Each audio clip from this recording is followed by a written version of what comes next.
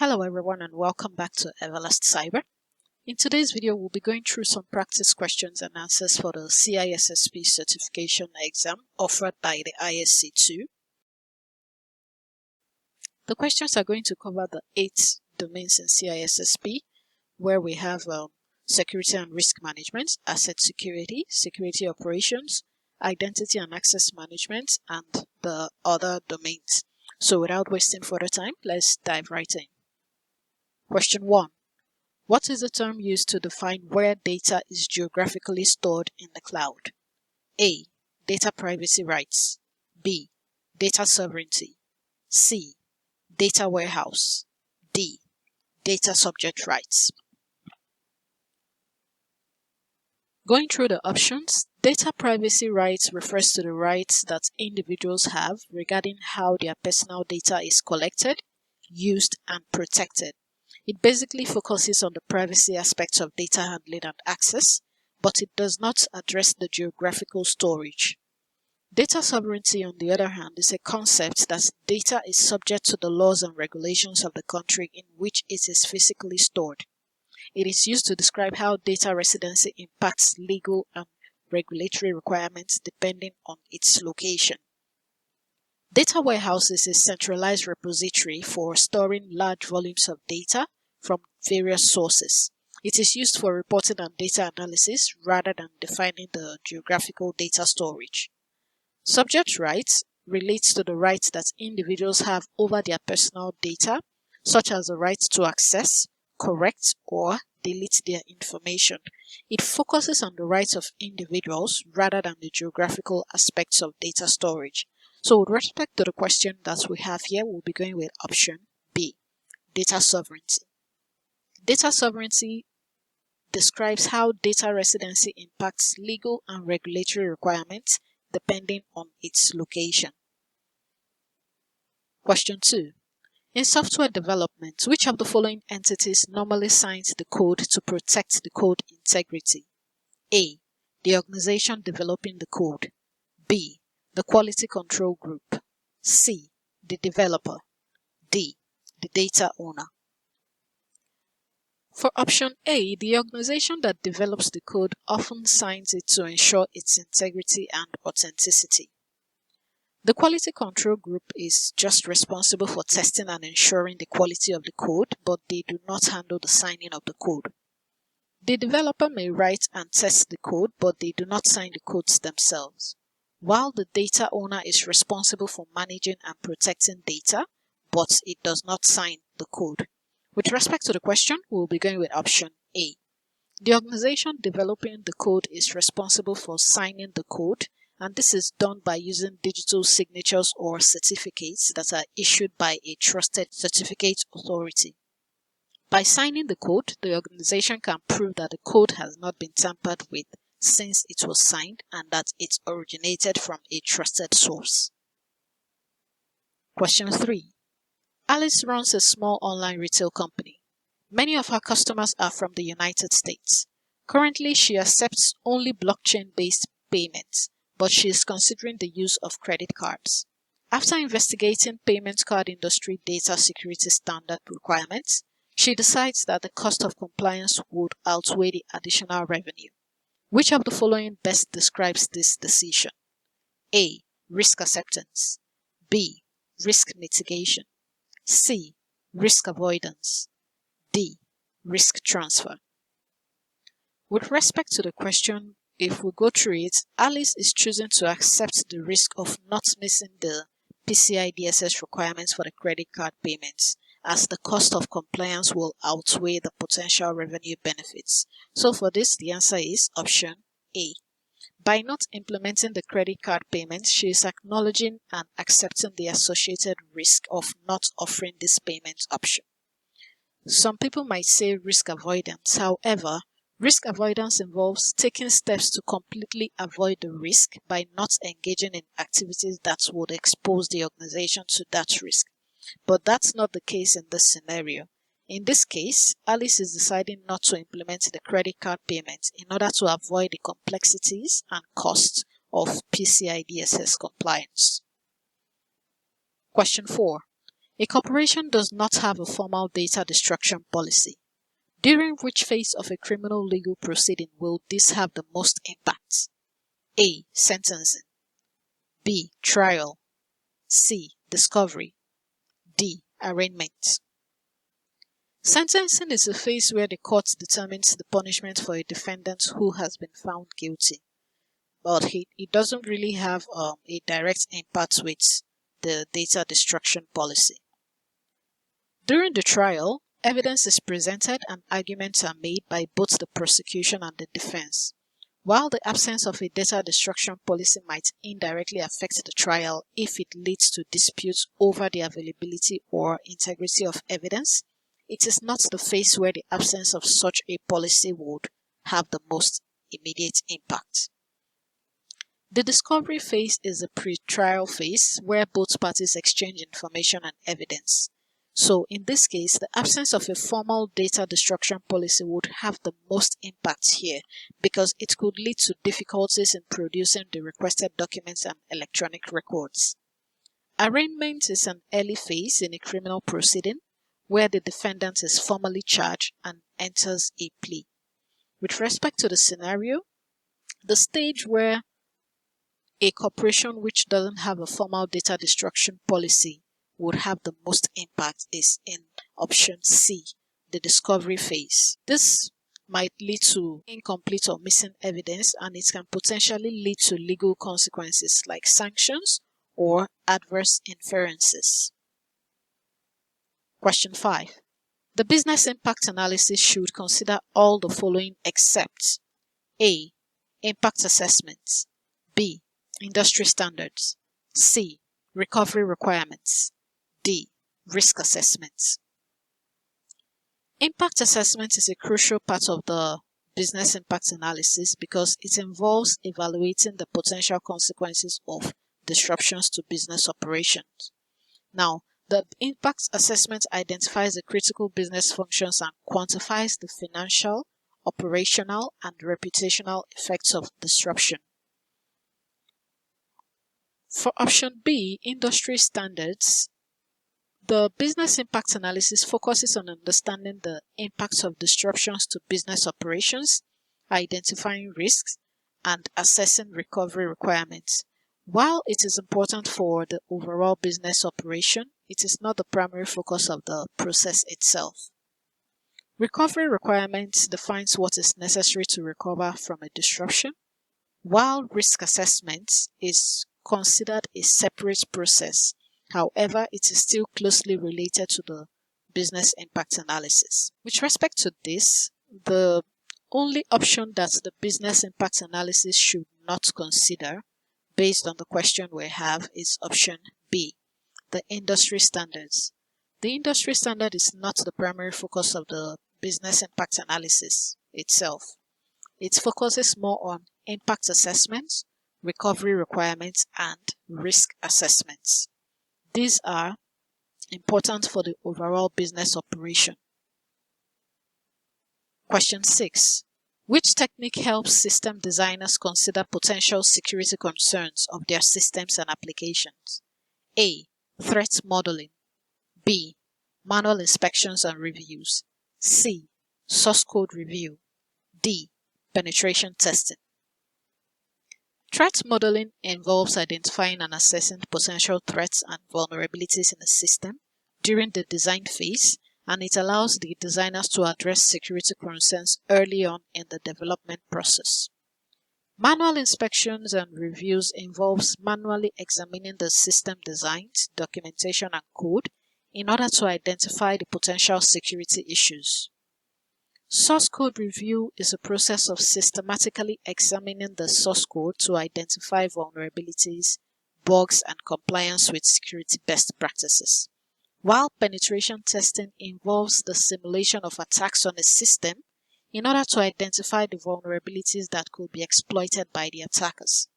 With respect to the question here, the technique that will help the system designers to consider potential security concerns of their systems and applications is option A, threat modeling. It is a proactive approach used to identify analyze, and address potential security threats during the design phase of systems and application. This will help the designers and developers to understand the security implications of their design choices and implement the appropriate controls to mitigate the identified risks. Question 7. Which of the following is a formal detailed description of the responsibilities between an organization and an employee? A. Code of conduct. B. Employee handbook. C. Employment contracts. D. Performance review. A code of conduct is a set of guidelines and expectations regarding the behavior and ethical standards expected from employees within an organization. The employee handbook is a comprehensive document that is provided to employees, and it outlines the company policies, procedures, and expectations. Employment contract, on the other hand, is a legally binding document that outlines the terms and conditions of employment, including duties, compensation, responsibilities, and benefits. The performance review is a periodic assessment of an employee's job performance, and it is typically conducted by a manager or supervisor. With respect to what we have here, the option that is the formal detailed description of the responsibilities between the organization and the employee is option C, the employment contract. It lists the responsibilities, duties, compensations, benefits, and other key aspects of the employment relationship. Question 8. What is the most common security risk of a mobile device? A. Data spoofing. B. Malware infection. C. Insecure communications link. D. Data leakage. Data spoofing involves falsifying data to mislead or deceive, but it is not the common risk for mobile devices. Malware infection is a significant risk for mobile devices, however, it is not the most common one. An insecure communications link can pose a risk to mobile devices, especially through the man-in-the-middle attack. However, modern encryption protocols like the HTTPS and VPNs have mitigated this to the barest minimum. Data leakage is the most common security risk for mobile devices because it can happen through various means like the theft of the device, the improper disposal of the device, or even misconfigured apps.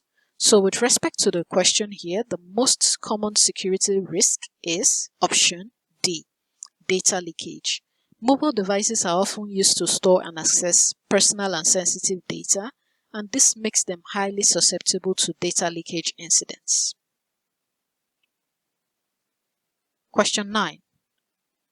The dash is the length of time an organization can suffer the loss of its critical parts before ceasing to be a viable enterprise.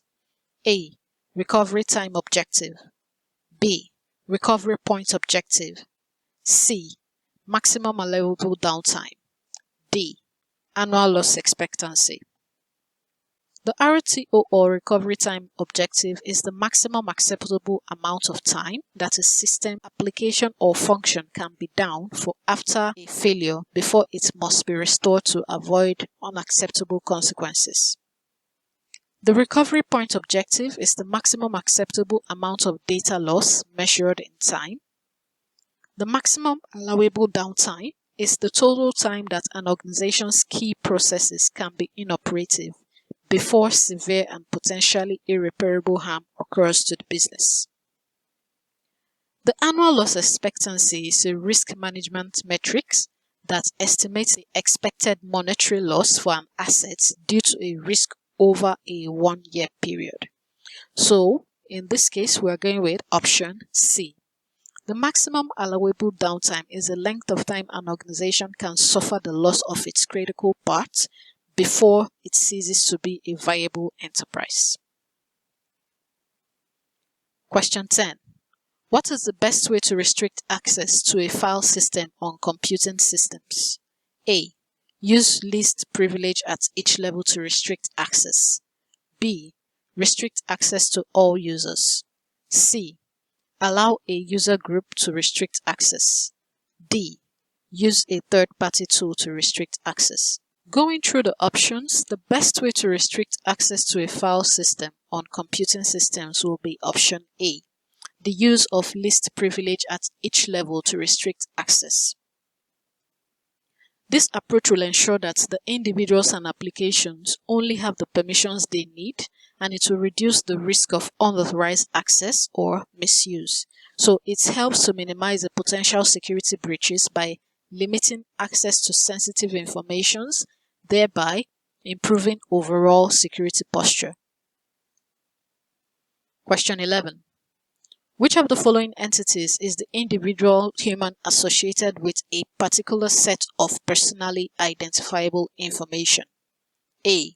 Data owner. B. Data controller. C. Data subject. D.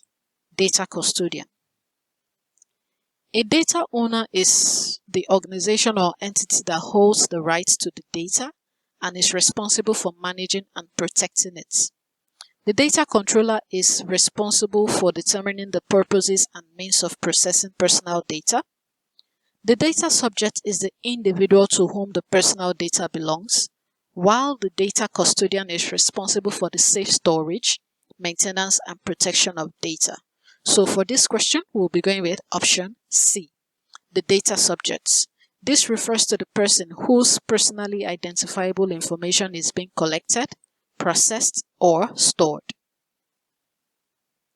Question 12. Which of the following is promulgated by senior management and outlines the organization's strategic visions and goals? A. Procedures. B. Policies. C.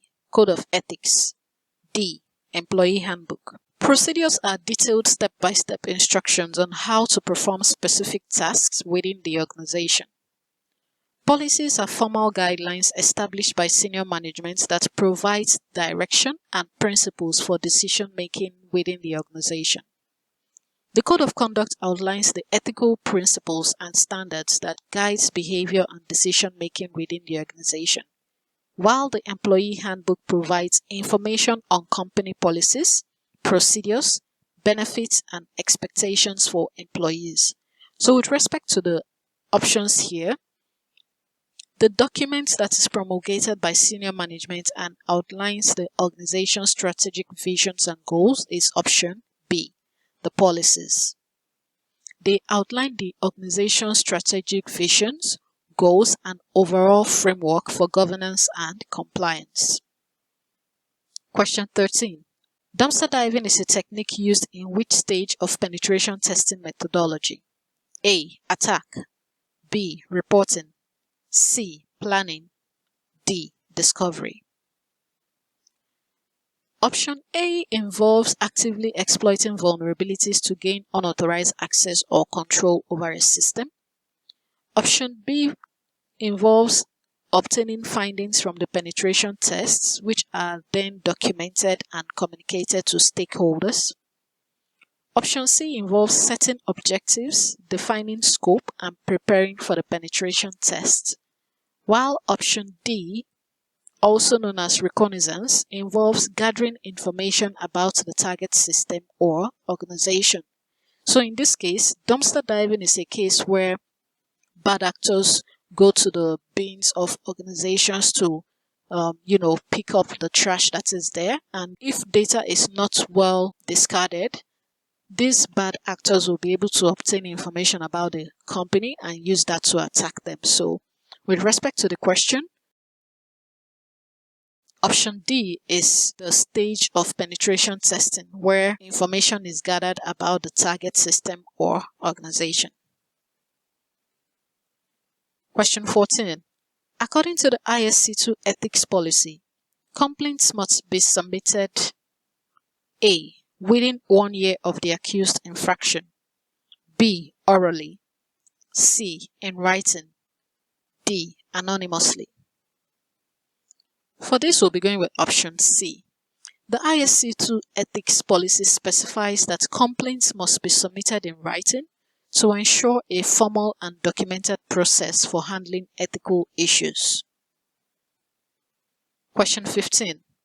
In a disaster recovery test, which of the following would be a trait of crisis management? A. Process. B. Anticipate.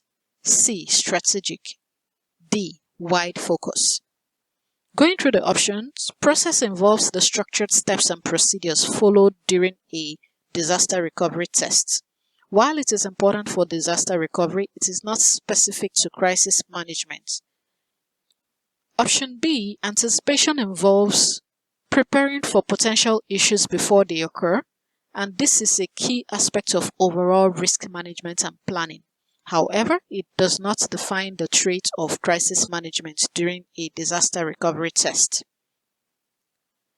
In option C, crisis management is strategic because it involves high-level decision-making and planning to address and mitigate the impact of significant incidents. For option D, while crisis management requires a broad perspective, the term wide focus is not specific to the strategic nature of crisis management, so it doesn't capture the essence of high-level strategic planning and decision-making. So for this, we'll be going with option C. This includes developing plans and policies to manage and recover from crisis effectively. Question 16. Which of the following security instruction options offers the most potential for real-time feedback? A. Online tutorials. B. Interactive training sessions. C. Printed manuals. D. Pre-recorded webinars. For this, we are going with option B. Interactive training session involves live instructor-led sessions where the participants can ask questions, engage in discussions, and receive immediate feedback. Question 17. Which of the following is not a common trait of DRM solutions? A. Access control. B. Persistence. C. Virtual licensing. D. Usage tracking. Access control is a common trait of DRM solutions, but the question is asking for which of the options is not a common trait. Persistence is the ability of DRM solutions to enforce protection and restrictions on digital content over time, so it is a key feature of DRM systems. Virtual licensing is not typically considered a standard trait of DRM solutions, because while DRM systems manages rights and permissions, virtual licensing is more related to the management of software licenses in a virtual environment. So this is not a core aspect of DRM. For the last option, usage tracking is a common feature of the DRM solutions because it involves monitoring how digital content is accessed and used. So for this, the option that is not a common trait of the DRM solution is option C, virtual licensing. Question 18. Physical assets defined in an organization's business impact analysis could include which of the following? A. Supplies kept off-site, a remote facility. B. Disaster recovery line item revenues. C. Cloud-based applications. D. Personal belongings of organizational staff members. For this, we'll be going with option A. But let's go through the other options. So for option A, supplies kept off-site at a remote facility are considered physical assets in business impact analysis because they are tangible items that are essential for the organization's operations. The other options, disaster recovery line item revenue, it refers more to the financial aspects rather than to disaster recovery.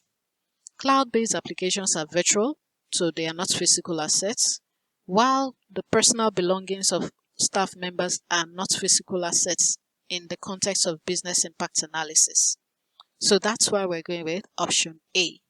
The supplies that are kept off-site at a remote facility are the physical assets defined in an organization's business impact analysis. Question 19. What is the primary reason for criminal law being difficult to enforce when dealing with cybercrime? A. Extradition treaties are rarely enforced. B. Law enforcement agencies are understaffed. C. Jurisdiction is hard to determine. D. Numerous language barriers exist. For this, we'll be going with option C. In cybercrime, defining jurisdiction will be a big challenge because cybercrimes can cross multiple jurisdictions involving various countries and legal systems, and each country has its own law. So what might apply in one country might not apply in the other country. So this makes it a challenge to determine which type of laws can be enforced, and this complexity can hinder effective prosecution and investigation. Question 20. What process facilitates the balance of operational and economic costs of protective measures with gains in mission capability? A. Security audits. B. Risk assessments. C. Risk management. D. Performance testing.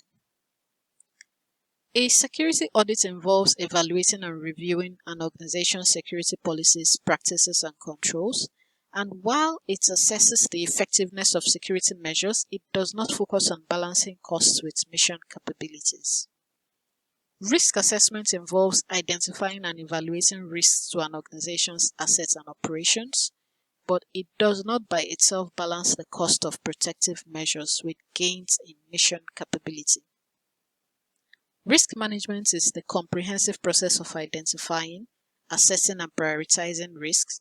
It includes balancing the operational and economic cost of protective measures with the benefits to mission capability, while performance testing involves evaluating the performance of systems or processes, and these are used to meet certain criteria or standards that have been set.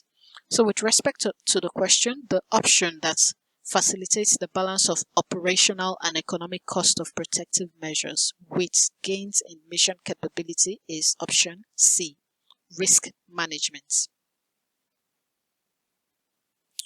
Risk management involves assessing and balancing the cost of security measures with the benefits they provide, ensuring that resources are allocated effectively to protect the mission capabilities.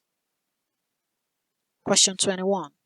Which of the following terms refers to the method that allows or restricts specific types of packets from crossing over the firewall?